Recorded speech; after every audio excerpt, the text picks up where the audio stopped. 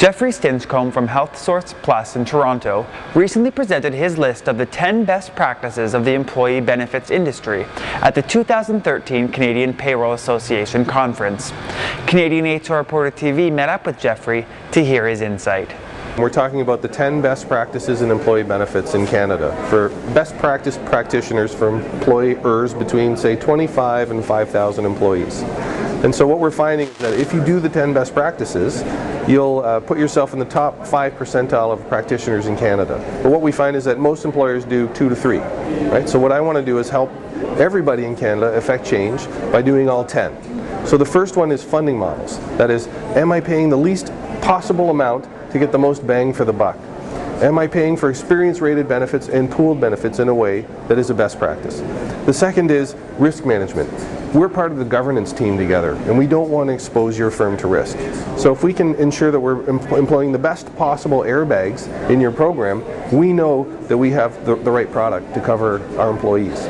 The third is administration. Most employers are dealing directly with an insurer, but they find that they can get better deals if they buy from different insurers at the same time. And that's why third-party administrators in Canada are probably the fastest growing section of employee benefits. The fourth is the real problem, and that's wellness. How can I affect change within my employee constituency to help lower my cost over time? Stands to reason if I can get 2 people to quit smoking, 3 people to lose 10 pounds, and 5 people to de-stress, that my employee benefits cost over 10 years will reduce. So it makes good sense to employ a wellness strategy.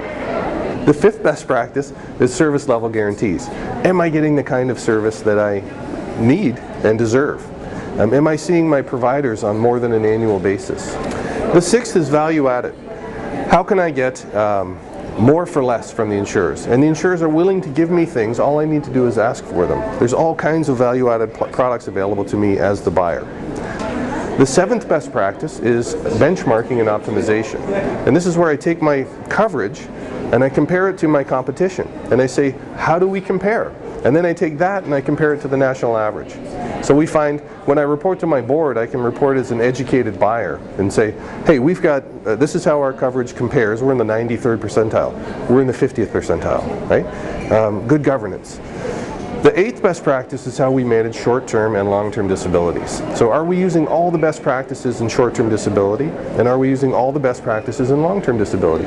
And how can we align the two to work more effectively within my company? The ninth best practice is reporting. And this is, most clients in Canada today are not getting the kind of reporting that they deserve or need.